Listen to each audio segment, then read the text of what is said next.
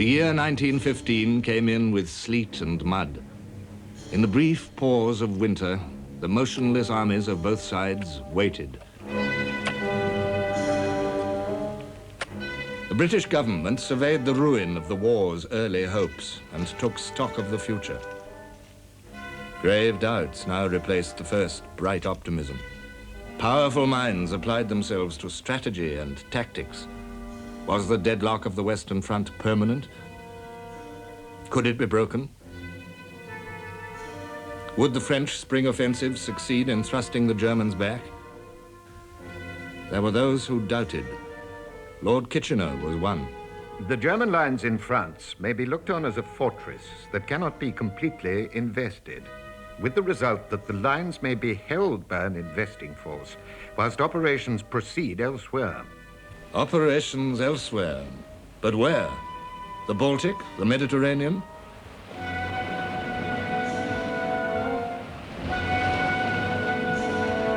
In the first days of August 1914, the German cruiser Breslau and the new fast battle cruiser Goeben had been in the Mediterranean.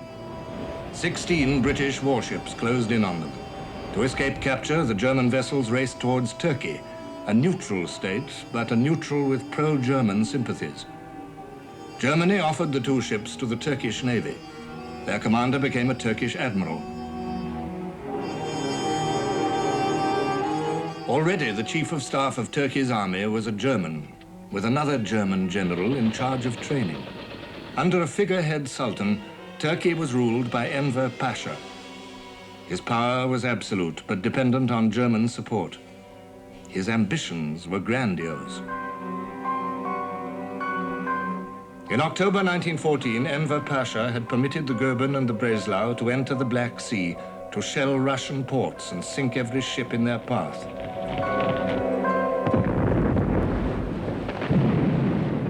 By the 30th of October, Turkey was at war with the Allied powers. The British War Council considered the possibilities of a naval attack on the Dardanelles.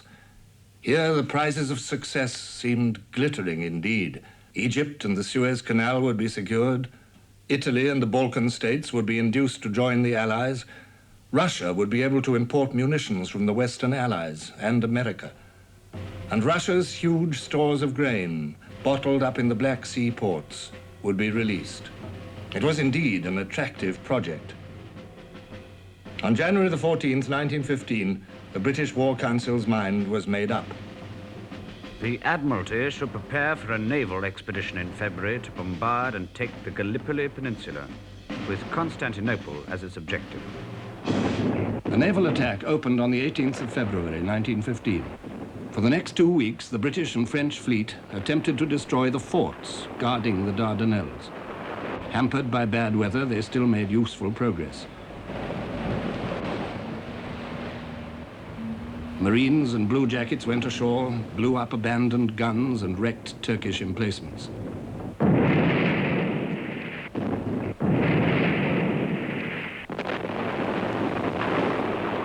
They met only light opposition. The task seemed easy. The greatest satisfaction was expressed at the Admiralty, and I found myself in these days surrounded by smiling faces. Unexpected difficulties now arose.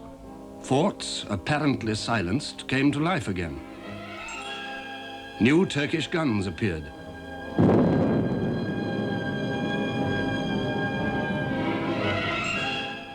Minefields impeded the Allied battleships. The unarmed trawlers trying to sweep the mines were driven off by gunfire. Doubts about the Navy's ability to finish the job alone began to grow. In London, Lord Fisher, First Sea Lord, said, "The Dardanelles, futile without soldiers. Someone will have to land at Gallipoli some time or other." But where were the soldiers to be found? Lord Kitchener, weighing the demands of the Western Front, faced a difficult decision. There were troops in Egypt, the Anzacs, the Australian and New Zealand Army Corps, Indians, British territorials. Half-trained, ill-equipped, they were not yet an army. Something more had to be added, a regular division. There was only one left, the 29th, and it was already promised to the Western Front. Reluctantly, Kitchener agreed to release the 29th to Gallipoli. The French government also offered a division. That made 70,000 men ready for action. As commander-in-chief, Kitchener appointed his friend Sir Ian Hamilton, a general of great distinction, for whom the war had not yet found a role. Kitchener told him, "We are sending a military force to support the fleet now at the Dardanelles, and you are to have command. If the fleet gets through, Constantinople will fall of itself, and you will have won not a battle, but the war." On the 18th of March, Hamilton watched the Navy deliver its final assault on the Narrows, the strip of water 8 miles long, sometimes less than a mile wide, which was the gateway to Constantinople.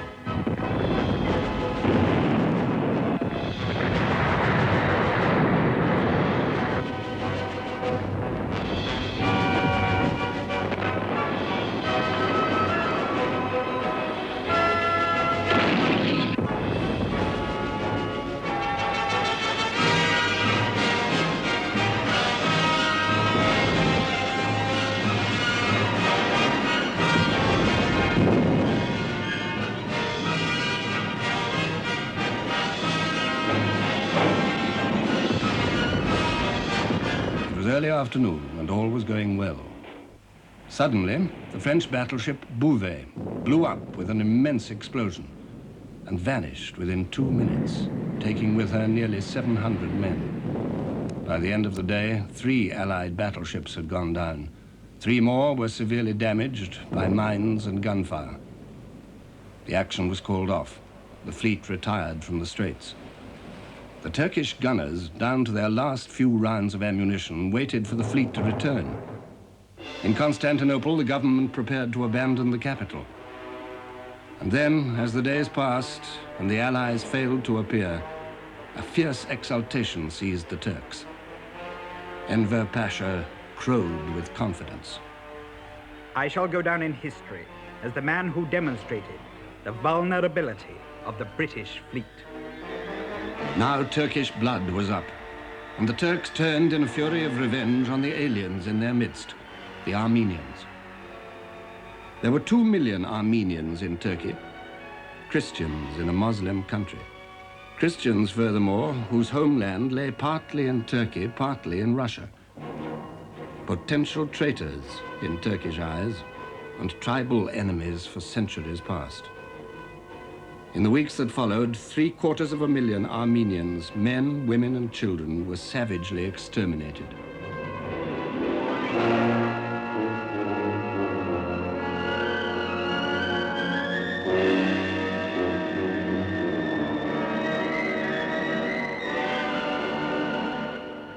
Said Turkish Minister Talat Bay, "The place we have sent them to is nowhere. No Armenian can be our friend after what we have done to them." While this killing went on, reports of an Allied military expedition forming in Egypt poured into Constantinople. Enver Pasha turned over command of the Gallipoli Peninsula to the German Liman von Sanders. Von Sanders had 6 Turkish divisions, not enough to cover the whole coastline of the Dardanelles, but he placed them cleverly to concentrate against any dangerous landing. A crash program of training, road building, and defense works followed. Time was precious. The Turks worked and waited. But no one came.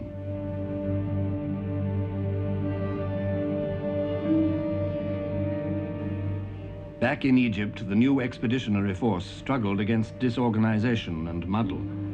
Everything had to be improvised.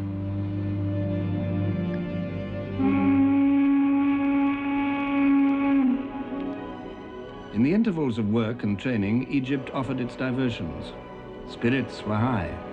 The war was young and new for these happy warriors.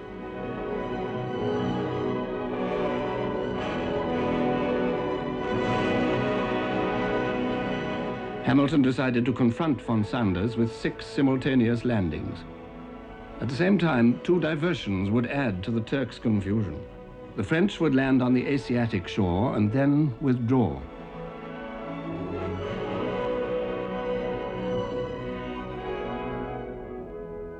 and a mock assault would be made on the neck of the peninsula at Boulard by the Navy.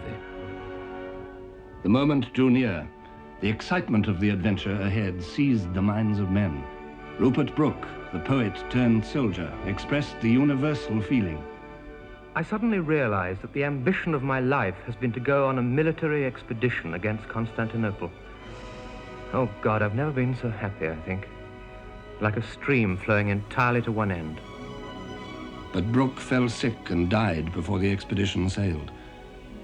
As the great armada pulled away amid a tumult of cheering from the troop ships towards the battlefields of classical antiquity and the Golden Horn beyond, Sir Ian Hamilton wrote in his diary, Almighty God, watchman of the Milky Way, shepherd of the golden stars, have mercy upon us, smallest of the heavenly shiners. Our star burns dim as a corpse light. The huge black chasm of space closes in. If only by blood, thy will be done. En avant, at all costs. En avant.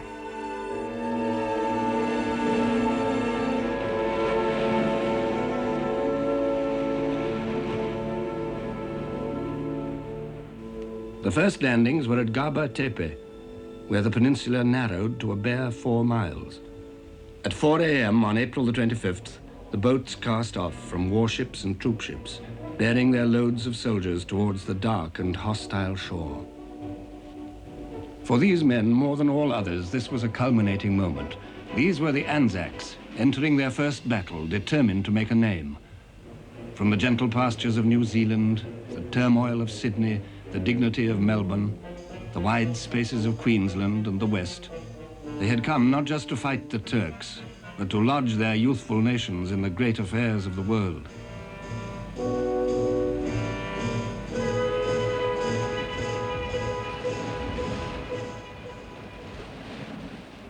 It was pitch dark. Then all of a sudden, a dim outline of the coast loomed up. As we got closer, we were all getting tensed up now and nervous, wondering what was going to happen as everything was so quiet. Then a single shot rang out and a yellowish light flared up in the sky. From then, everything was let loose. Machine gun and rifle fire directed at the boats. The pinnaces cast us off. The muffled oarsmen took up the row. We were rowed ashore. As soon as the boats grounded, it was every man for himself. It was out. As we scrambled ashore, those who were lucky enough to get there, we found what cover under the cliff we could. As we lay there for a few moments, gathering our wind, we slipped off our pack, fixed our bayonets, and someone in the crowd, there was no officer, no one in charge. The order was, right lads, after the bastards.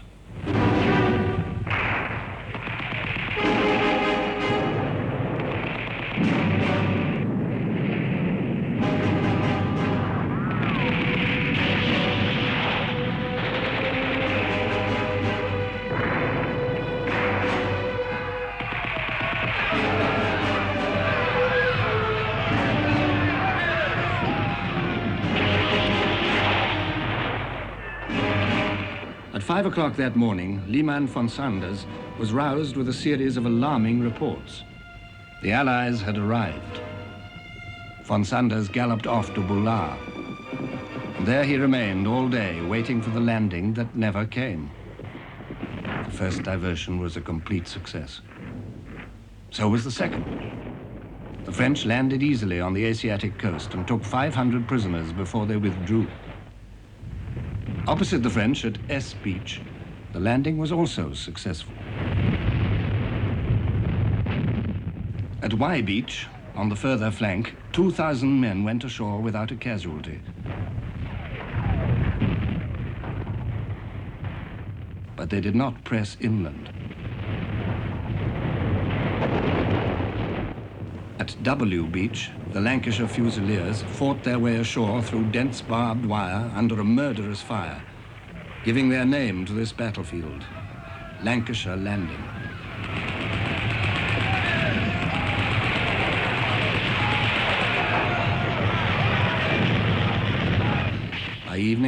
linked up with the men at X Beach further north. But the high drama of the day was elsewhere. At 6 a.m. on the 25th of April, the naval bombardment lifted over V Beach, and a floating Trojan horse neared the tip of Cape Helles. In broad daylight, the collier SS River Clyde, with 2,000 troops aboard, grounded herself gently offshore. Doors opened in her side, ramps came down. Dublin and Munster Fusiliers poured forth. Seconds later, 20 small boats loaded with more Fusiliers scraped the sand beside her. It was very quiet. But the Turks were ready. Well, they opened up on the shore. And they was firing not only machine guns, rifle fire, they had these nice little pom-pom shells, all nice painted colours, beautiful things. And they was hitting off at the side of the ship and ripping the people to pieces. And even the bullets, if they missed you, was hitting the ship and recoiling, tearing pieces out of them. 3.5 hours later, barely 200 men were ashore, and these were trapped in a small area of safety beneath a low sandbank. The brigadier was dead. The survivors crouched behind the plates of the River Clyde and waited for nightfall. Flying overhead, an Allied airman looked down and reported the water was absolutely red with blood. V Beach had been a catastrophe. Not until the following day, after bitter fighting, did the British capture this beach. To the north, the dawn of the first day found isolated groups of Anzacs chasing a fleeing enemy. By 8 o'clock time, we were well advanced, I should say, somewhere between a mile and a half. And later in the morning, we got well across the peninsula and we could see the coast of the Narrows. But now a Turkish colonel arrived on the slopes of Saray Bayah. His name was Mustafa Kemal. Kemal realized at once that this ridge was the key to the whole southern half of the peninsula, that the enemy must be driven off it. He rallied the retreating Turks and sent for reinforcements.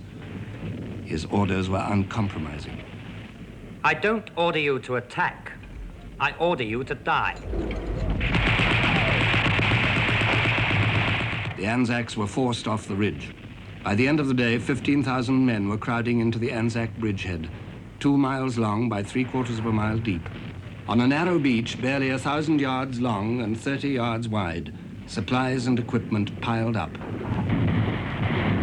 And down from the cliffs came the wounded, choking the incoming traffic.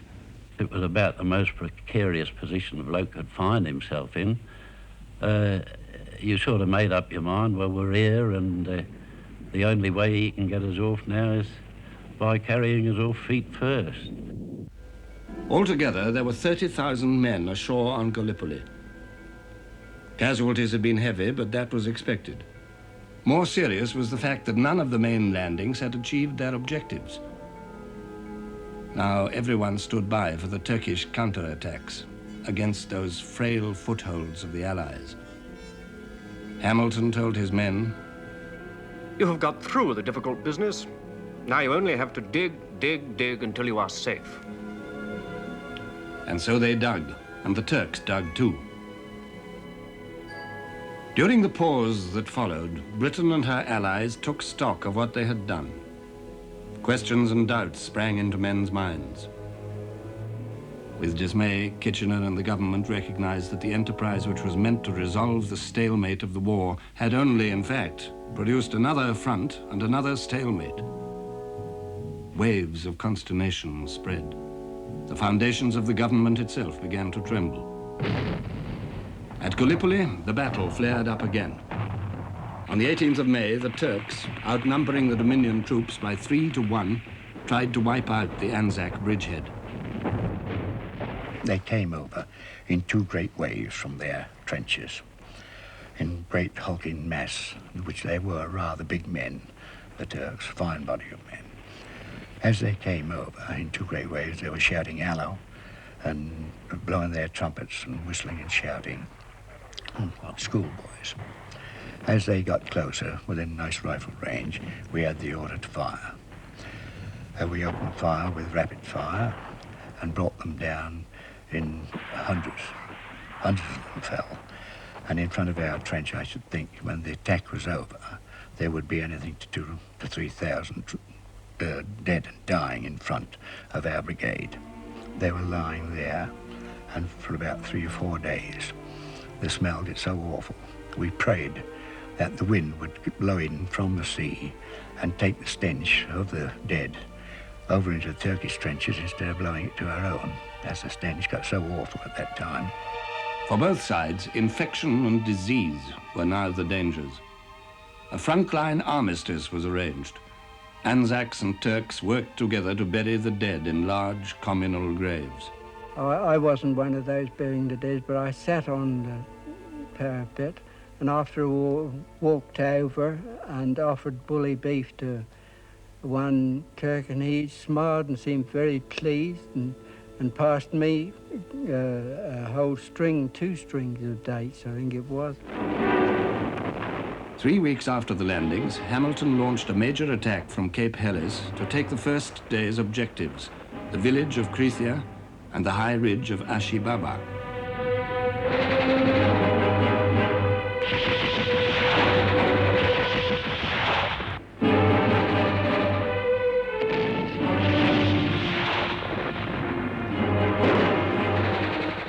The attack failed. By the end of May, Hamilton's British casualties alone totaled 38,000 men, and he cabled London for more troops, more ammunition. Touring the Anzac bridgehead at that time, Hamilton saw men staggering under huge sides of frozen beef, men struggling up cliffs with kerosene tins full of water, men digging, men cooking,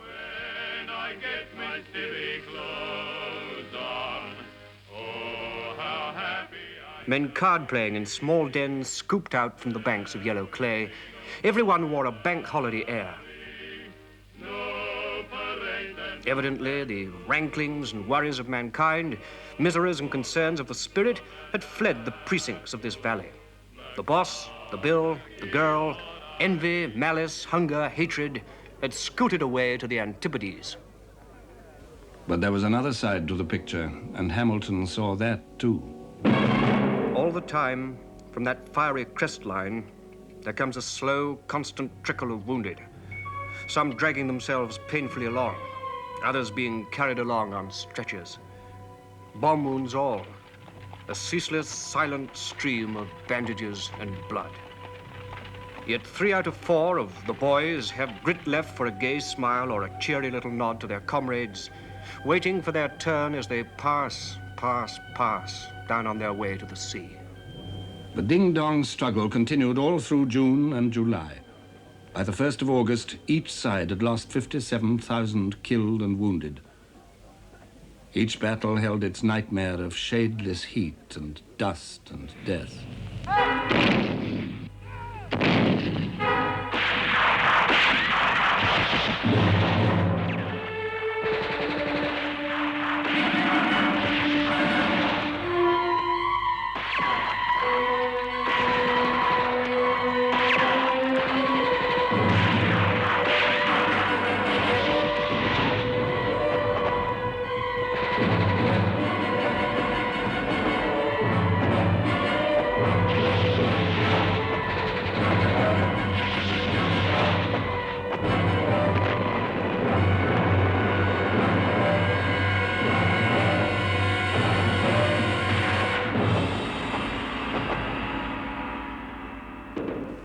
Soon, a cynical prayer was passed along the front line.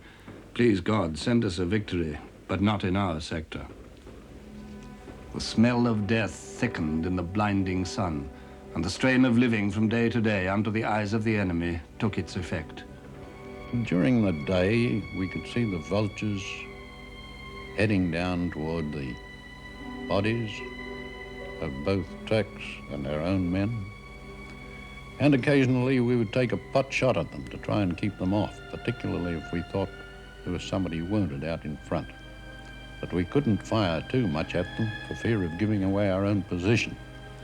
because the Turks seemed to have very good observation posts and were able to see practically everything that we did. Water was very scarce, and when the summer came, of course it brought the disease and the flies with it. The rations, of course, was nothing only bully beef and apricot jam. And when we did get the summer, the jam was a regular issue, nothing else but apricot. When you opened that, it was almost like water. You couldn't put it on your biscuit or anything like that. It was just a matter of pouring it on. And before you could get that to your mouth, it was absolutely, well, literally covered with flies. It was a case of holding it with dropping the tin and holding one biscuit with one hand and waving the flies off with the other all the time. Lethargy settled over the beaches between the battles. 1,000 men a week were going down with dysentery. It was a very weakening thing. We walked about after a time like skeletons, finding it difficult even to move at times. And of course, when one was out of the line, there were heavy things to lift. On fatigue, like water carrying and helping to dig roads and so on. It was as much as we could do to lift the tool or whatever it was that we were carrying. In faraway London, the ripples of Gallipoli made themselves felt. Lord Fisher resigned, and the Conservatives insisted that Churchill should go too. The shell shortage persisted. The Liberal government fell.